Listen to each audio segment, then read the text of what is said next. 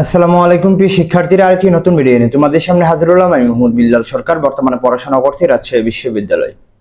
তো এডমিশন টাইমটা কিন্তু খুবই একটি কষ্টের জার্নি, এবং এডমিশন টাইমকে এই জন্যই বলা হয় ভর্তি যুদ্ধ। অর্থাৎ তোমার যুদ্ধের মাধ্যমে উত্তীর্ণ হতে হবে তোমার এডমিশন টাইমে। এবং এডমিশন টাইমে সকলে কিন্তু প্রিপারেশন নেই, কিন্তু সকলে কিন্তু বিশ্ববিদ্যালয়ে চান্স পায় নাই। কি জন্য চান্স পায় নাই, সে কিন্তু অনেক কিছু সমস্যা রয়েছে। তো আজকে কথা বলবো এডমিশন টাইমে চান্স পাওয়ার কৌশলগুলো কি রয়েছে, অর্থাৎ আমি কিভাবে এডমিশন প্রিপারেশন নিয়েছিলাম, অর্থাৎ যারা বিশ্ববিদ্যালয়ে চান্স পেয়েছে কিভাবে এডমিশন প্রিপারেশন নিলে সে সহজে চান্স পাবে, সেই বিষয়ে কিন্তু কথা বলার চেষ্টা করব। এর আগে অবশ্যই বলবো, যারা নতুন রয়েছে অবশ্যই চ্যানেলটি সাবস্ক্রাইব করে পাশে থাকবে।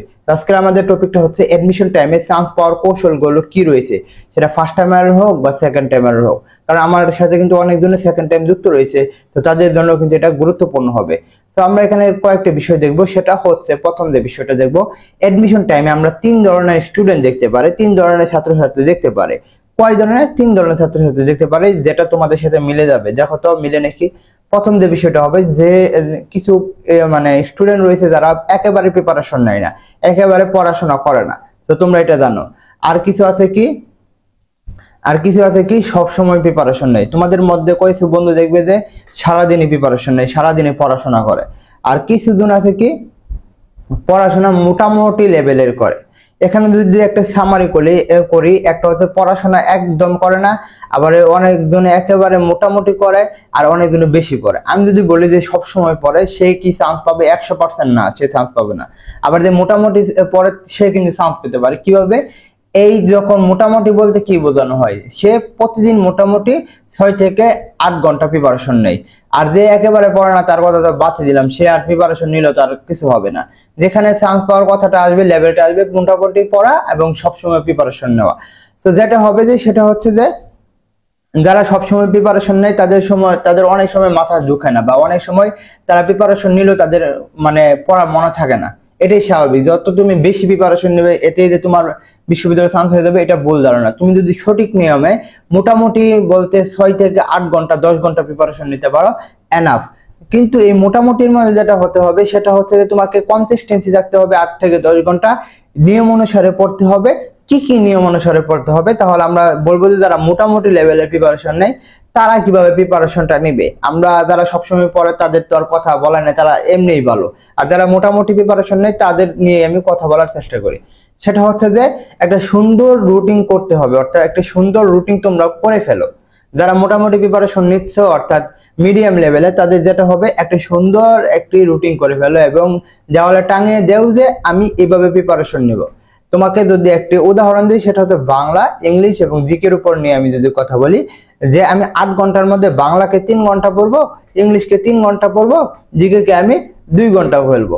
এবং 3 ঘন্টা বাংলা আমি কি পড়বো, সেটা অবশ্যই একটা টপিকটা সিলেক্ট করে আমি টপিক অনুযায়ী পড়ে ফেলবো। যারা মোটামুটি লেভেলের আছে, অর্থাৎ 8 থেকে 10 ঘন্টা প্রিপারেশন নিচ্ছ, তাহলে যেটা হবে যে বাংলাকে মনে করো তুমি 3 ঘন্টা পড়বে, এবং 3 ঘন্টার মধ্যে যে টপিক গুলো পড়বে, মনে করো তুমি শুধু সমাস একটা পড়বে, তাহলে 3 ঘন্টার মধ্যে তুমি খেয়ে ফেলো।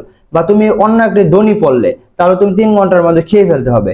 তেমন ভাবে ইংলিশে তুমি নাউন পড়লে, যে তোমার 3 ঘন্টার যে ধরা বাঁধা নিয়মটা রয়েছে, সেটাকে তুমি কিন্তু 3 ঘন্টার মধ্যে শেষ করতে হবে, এবং 3 ঘন্টা তুমি কনসিস্টেন্সি বজায় রাখতেই হবে।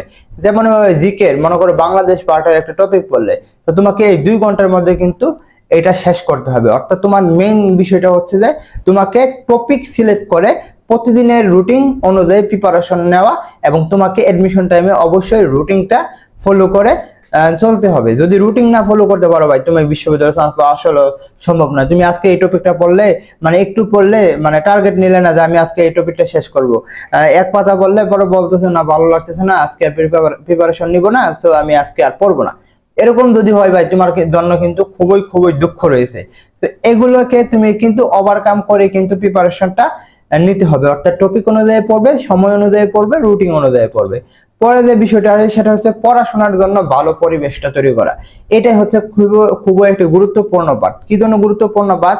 মনে করো পড়াশোনার জন্য যে ভালো একটি পরিবেশ, বা পড়াশোনার জন্য কি তোমাকে বলা হচ্ছে যে একেবারে ফ্ল্যাট বাসাতে থাকতে হবে, এরকম না।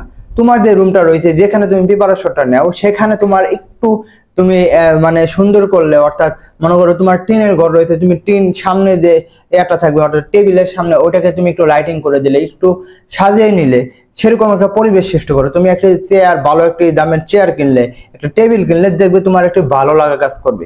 আর অনেকজন রয়েছে কি যে মানে যে চৌকি বা খাটের মাঝে প্রিপারেশন নেই, এরকম কিন্তু করলে হবে না। কি জন্য হবে না তোমরা একটু ভাবো তো, যে আমাদের যখন আমরা বিছানায় দেয় তখন আমাদের মাইন্ডসেট বা আমাদের ব্রেন বুঝে নেয় যে এখন তার ঘুমানোর সময়, এখন তার বিশ্রামের সময়। তো তখন কি হবে, তখন কি তারা প্রিপারেশনটা নিতে পারবে, বা তোমার যে হিউম্যান বডিটা রয়েছে তখন কি সেটা বুঝবে নাকি? বুঝবে না। তো তোমাকে কিন্তু ওইখানে গিয়ে কিন্তু পড়াশোনা করতে হবে না। যখন তুমি টেবিলে বা চেয়ারে প্রিপারেশনটা নিবে, তুমি 7 থেকে 10 দিন টেবিল এবং চেয়ারে পড়ো, দেখবে তোমার হিউম্যান ব্রেন, হিউম্যান মাইন্ড তোমাকে বুঝে নেবে যে এটা এখন প্রিপারেশন নিচ্ছে, এখন এটা পড়তেছে। তো তখন তোমার ঘুম আসবে না। আর যখন তুমি মানে বিছানায় পড়াশোনা করবে, তখন কিন্তু তোমার জন্য খুবই খুবই খারাপ হবে। তো তোমাকে ভালো পরিবেশটা তৈরি করতে হবে, যে আমি যেটা বললাম আর কি। পরে যেটা হবে, আগেই বলেছি, ধারাবাহিকতা অবশ্যই, অর্থাৎ ধারাবাহিকতা না থাকলে তোমাকে বিশ্ববিদ্যালয়ের চান্স কেউ দিতে পারবে না। আমাকে অনেকজনে এরকম একজন মানে অফার করেছিল যে তুমি পড়িয়ে যাও, তোমাকে 10,000 টাকা করে টিউশনের মানে প্রতি মাসে দেবে। কিন্তু আমি বলেছিলাম যে সে যদি না প্রিপারেশন নেই, ধারাবাহিকতা না থাকে ভাই, আমি পড়িয়েও কিন্তু আমি তাকে চান্স দিতে পারবো না। তোমাকে অবশ্যই, যারা মোটামুটি লেভেলের প্রিপারেশন নিচ্ছ, তাদেরকে বলবো তোমাকে অবশ্যই 7 থেকে 8 ঘন্টা পড়বে, প্রতিদিন পড়বে। একদিনও তোমাকে কিন্তু লস দেওয়া যাবে না। এবং সবসময় মনে রাখবে যে এক্সকিউজ দিবে না, যে আজকে কারেন্ট নাই, আজকে আমার খাবার নেই, আজকে আমার এই সমস্যা, এরকম কিন্তু করলে হবে না।